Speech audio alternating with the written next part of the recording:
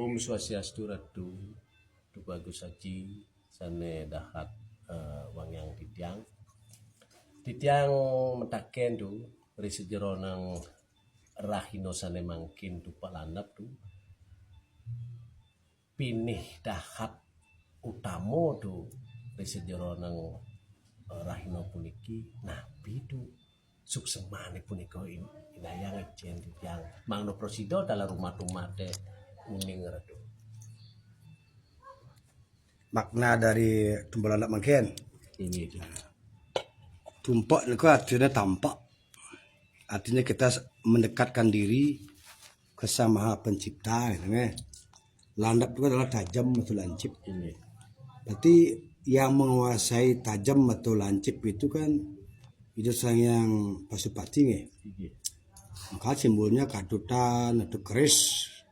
Makanya rai roro, rai ini dua, tunggal tuntung niu berarti munculnya besi. Nah, itu keris dan kadutan.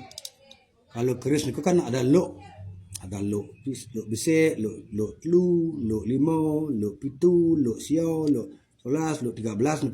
Lo 13 kan yang paling gede lo nih. Walaupun ada sekarang lo akeh nih kan itu kan bagian dari karya seni nih.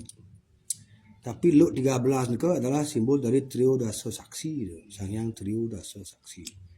Maka lanap niku adalah makin terkenal dengan piodalan senjata dalam diri pikiran. Makanya juga odalan catursana Anggopati, Prajapati, Banaspati Raja.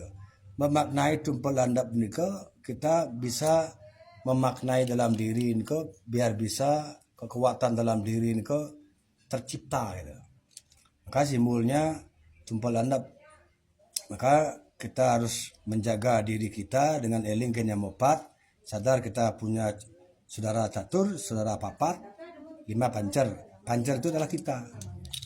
Ya, maka kita jadi pancer ya diberkati Tri Pramana Bayu Sabdo Idap ya kita harus eling. Tumpal landap niki sanes secara keluar landap. Karena angka 9 dan angka 8. Angka 9 itu kan sanes secara berarti Brahma. Maka keris niku kadut niku dibentuk oleh api. Dipenteng ngomongnya bentuk senjata dia. Brahma itu kekuatan 9. Berarti cipta rasa karsa. Berarti kalau kliwon itu kan siwa ke tengah ya. Jadi 9 tambah 8 berarti kan 17.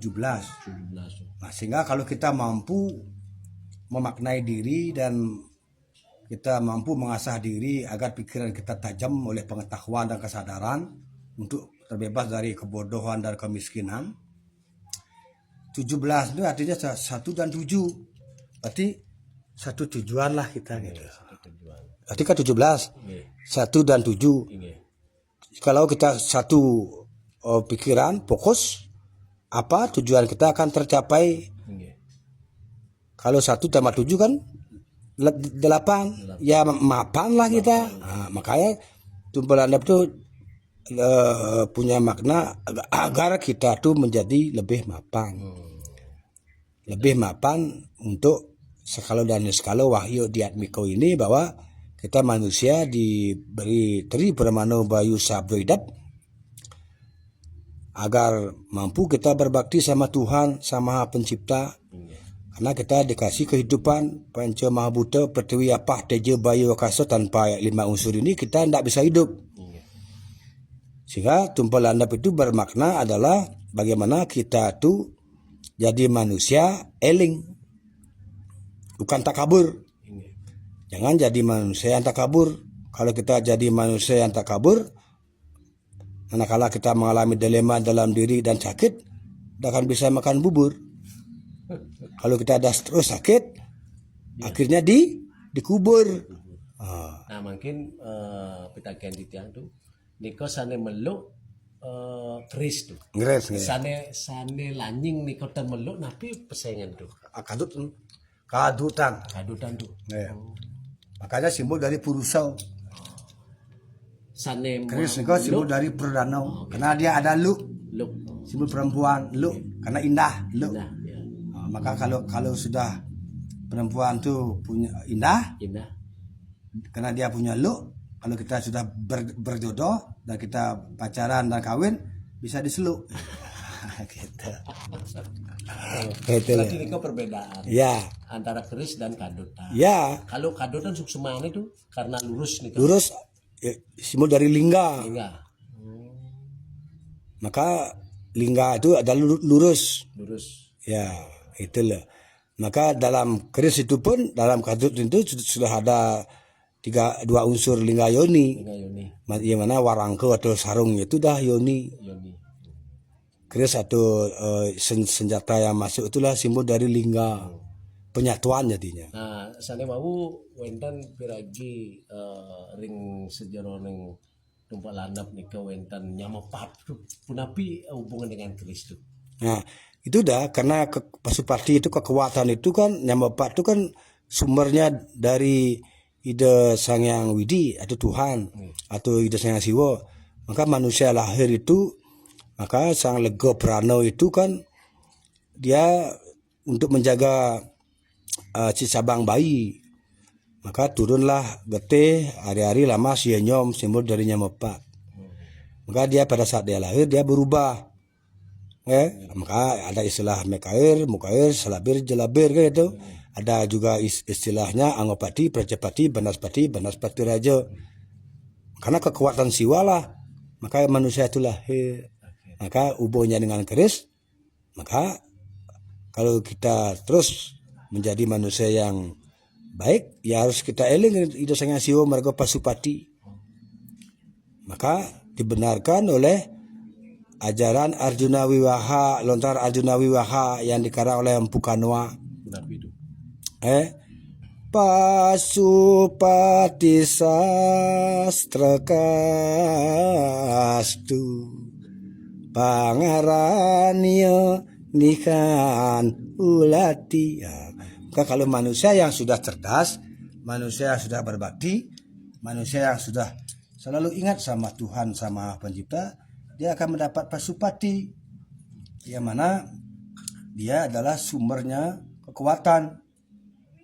Maka dia layak menjadi pemenang. Dia layak jadi pemenang di antara orang yang tidak tahu akan kebenaran. Maka kebenaran itu unsurnya 5. Pengetahuan, cinta, pengabdian, kesabaran, keadilan. Kalau ini dipenuhi, ya kemanapun kita pasti benar.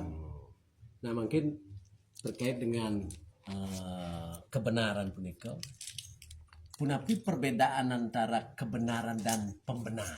Nah, ini penting di dalam menjalankan sebuah kehidupan. Kalau kebenaran itu adalah baku, kena 5 unsur. Kalau pembenaran itu adalah bersifat subjek atau keinginan seseorang untuk memenuhi keinginannya, maka dia carilah pembenar-pembenar, entah saksi yang dia cari, padahal saksi itu dia dari grupnya, untuk dia menjadikan dirinya seolah benar. Padahal itu bukan kebenaran. Karena kebenaran itu harus unsurnya 5.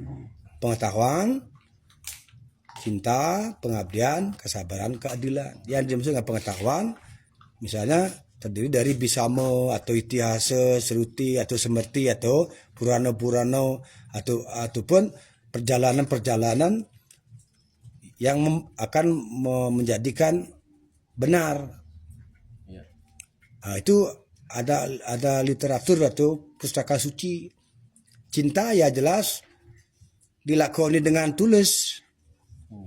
Karena kalau dah dia tulus berarti apapun dia lakukan karena dia mengabdi ya pasti tidak perih. Dia tidak pamrih. Maju dan pebala artinya.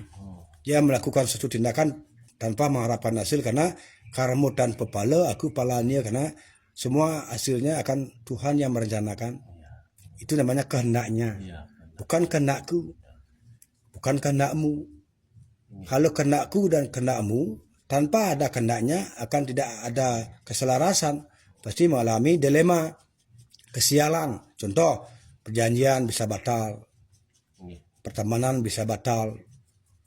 Padahal kehendaknya sudah akan jadi teman yang baik pada saat temannya dirugikan